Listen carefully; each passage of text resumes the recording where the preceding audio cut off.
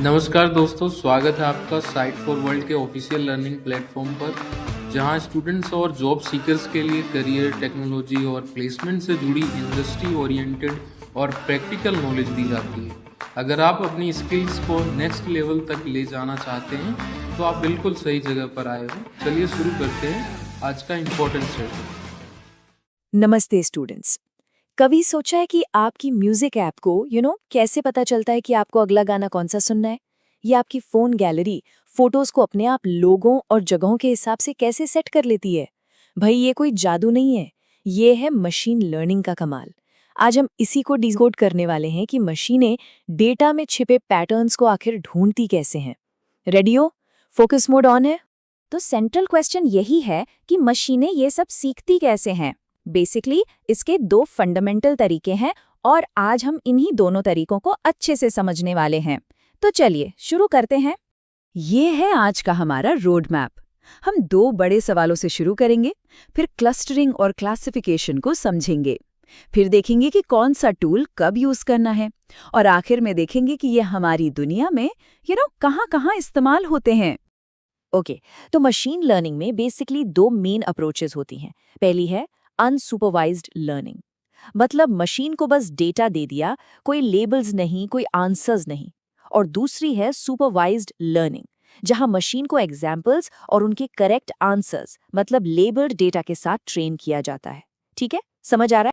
चलिए पहले unsupervised learning की बात करते हैं, जिसमें आता है क्लस्टरिंग। इसका मतलब बहुत सिंपल है, बिना किसी एग्जाम्पल के डेटा में नेचुरल ग्रुप्स ढूंढना। सोचो आपके पास बहुत सारे फलों की एक टोकरी है, पर आपको उनके नाम नहीं पता। आप क्या करोगे? आप शायद रंग, आकार, साइज के हिसाब से ग्रुप्स बनाओगे, है ना?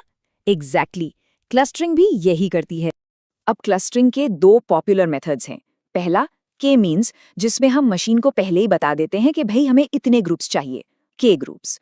और दूसरा है हायरार्किकल क्लस्टरिंग, जो डेटा पॉइंट्स के बीच रिलेशनशिप्स का एक पूरा ट्री स्ट्रक्चर बना देता है। दोनों का अप्रोच एकदम अलग है, ध्यान से सुनना, ये इंपॉर्टेंट है। तो के मीन्स काम कैसे करता है?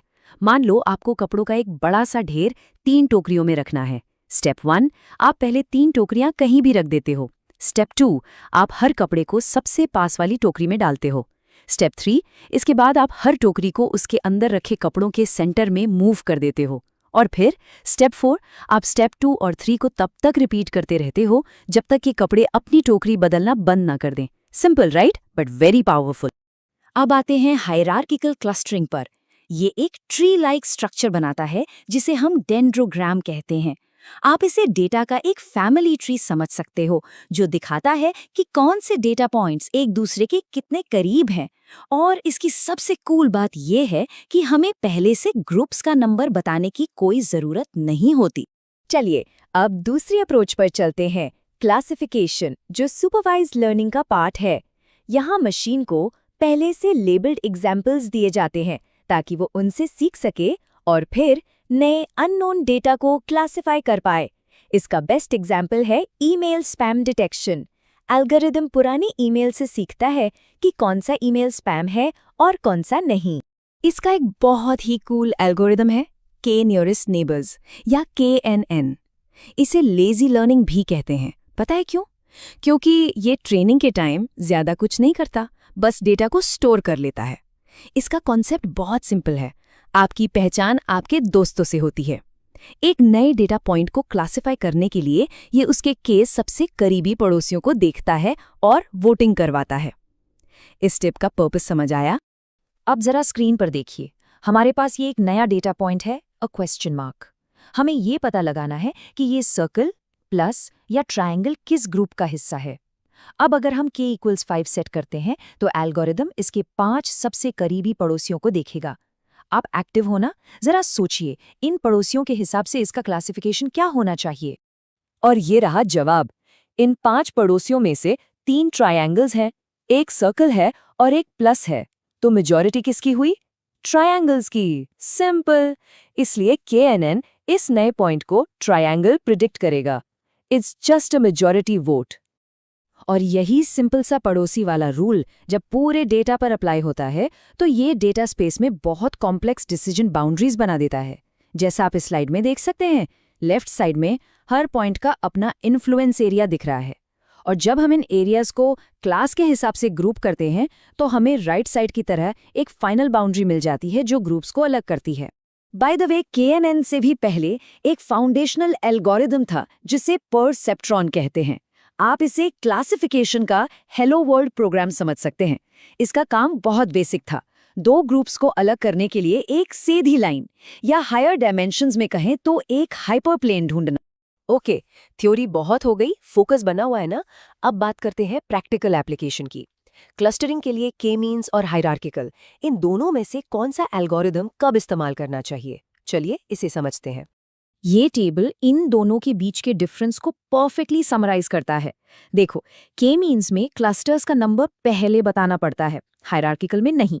के मीन्स गोल यानी स्फेरिकल क्लस्टर्स के लिए बेस्ट है, पर हायरार्किकल किसी भी शेप के क्लस्टर हैंडल कर सकता है। और सबसे इंपॉर्टेंट, के मीन्स बड़े डेटा सेट्स पर फास्ट है, जबकि हायरार्किकल स्लो हो जाता है। ये एग्जाम में आया तो क्या करोगे? इसको नोट किया? ये पॉइंट्स इंटरव्यू में बहुत पूछे जाते हैं। तो के मीन्स कब यूज करना है? सिंपल चेकलिस्ट है।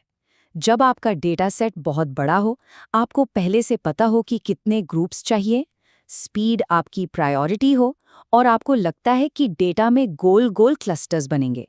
और हायरार्किकल क्लस्टरिंग कब यूज करें? जब डेटा सेट छोटा हो, क्लस्टर्स का नंबर न पता हो और जब डेटा के अंदर की हायरार्की या रिलेशनशिप्स को समझना ज्यादा जरूरी हो। याद रखना, प्रॉब्लम को सॉल्व करने का पहला स्टेप है सही टूल चुनना। अब देखते हैं कि ये सब एल्गोरिदम्स हमारी रियल दुनिया में कहाँ काम आते हैं। ये सिर्फ थ्योरी नहीं है, ये हमारे चारों तरफ यूज हो रहा है। क्लस्टरिंग का यूज होता है मार्केटिंग में कस्टमर सेगमेंट्स बनाने के लिए, सोशल नेटवर्क्स में कम्युनिटीज ढूंढने के लिए और बायोलॉजी में जीन्स को एनालाइज करने के लिए। वहीं क्लासिफिकेशन एल्गोरिदम्स डॉक्यूमेंट्स को सॉर्ट करने से लेकर रिकमेंडर सिस्टम्स और फ्रॉड डिटेक्शन तक में यूज होते हैं। ये एल्गोरिदम्स सच में हमारी डिजिटल दुनिया को शेप कर रहे हैं। तो आज हमने क्या सीखा? हमने देखा कि कैसे सबसे करीबी पड़ोसी को देखो या ग्रुप का सेंटर ढूंढो जैसे सिंपल रूल्स का यूज करके मशीनें कॉम्प्लेक्स पैटर्न्स ढूंढ सकती हैं। यही सिंपल आइडियाज आज की पावरफुल AI की फाउंडेशन है। और सवाल यही है कि आगे ये हमें क्या नया खोजने में मदद करेंगे। इस पर जरूर सोचिएगा। नेक्स्ट सेशन में मिलते हैं, रेडी रहना। तो हमारे चैनल को सब्सक्राइब कीजिए और वीडियो को अपने दोस्तों के साथ शेयर जरूर कीजिए। कमेंट सेक्शन में अपना डाउट या नेक्स्ट टॉपिक लिखना मत भूलिएगा।